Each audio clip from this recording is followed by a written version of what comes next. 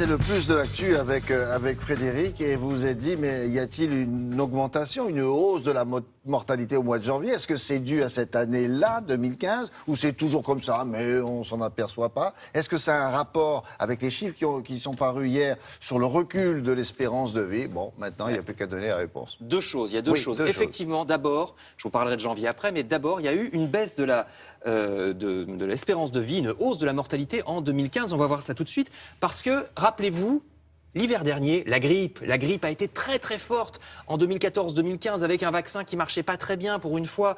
Donc ça, rien que ça, la grippe très forte de l'hiver 2014-2015, ça a été 18 000 morts supplémentaires. Et puis après, on a perdu sur les deux tableaux parce qu'on a eu la canicule, rappelez-vous, fin juillet, début août, il y a eu, alors c'était très bien pour les enfants qui jouaient dans l'eau, mais on sait que la canicule, plus de 30 degrés pendant plusieurs jours, ça fait beaucoup moins de bien aux personnes âgées et aux personnes fragiles. Donc il y a eu combinaison de ces deux éléments pour faire baisser l'espérance de vie en 2015.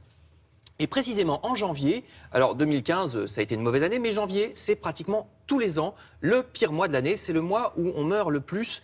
Il y a 60 000 morts en général un mois de janvier. C'est 20% de plus que la moyenne. Un mois normal, c'est 50 000, vous voyez. Mais pourquoi en janvier? Pourquoi en janvier? C'est les soldes. Plusieurs... Non, c'est pas les soldes.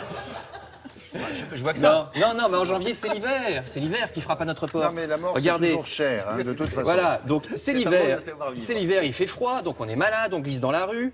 Et en plus, quand on rentre chez soi, on monte le chauffage. Alors là aussi, on perd sur les deux tableaux parce qu'on est déshydraté par le froid quand on est dehors et on se redéshydrate encore plus parce qu'on oublie de boire quand on est bien au chaud chez soi avec le chauffage. Donc là, voilà, une fois qu'on a attrapé la grippe, qu'on a glissé sur le verglas dehors et qu'en plus on se déshydrate parce qu'on monte trop le chauffage, c'est terrible. Déshydratation, on en parle pareil beaucoup pendant les canicules, mais on oublie que c'est aussi très grave.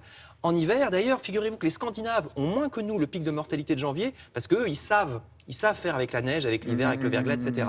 Donc voilà pour janvier. Et puis, il y a une deuxième raison pour laquelle le mois de janvier est un pic de mortalité, c'est parce que janvier, ça arrive juste après les fêtes de fin d'année. Et qu'est-ce qui se passe pendant les fêtes de fin d'année? On se goinfre. On se goinfre de cochonailles bien grasses. Et même quand on se tourne plutôt vers le saumon ou les fruits de mer, eh ben, ceux qui ont de l'hypertension oublient que c'est très salé tout ça. Donc ça encrasse les vaisseaux sanguins, ça nous met de l'hypertension. Quand vous avez un certain âge, voilà, ça aggrave quand on une est fragile.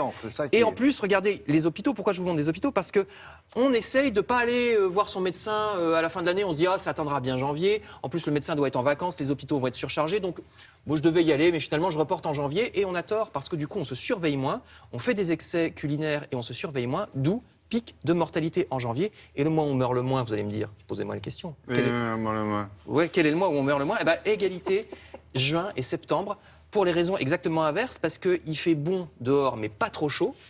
Et puis, il n'y a pas de grande fête de famille où on va se goinfrer. Donc, voilà. Et c'est aussi l'argument psychologique des personnes âgées qui se disent « Non, je veux passer les fêtes une dernière fois avec ma famille ». Peut-être aussi, mais alors ça... On a avancé cette...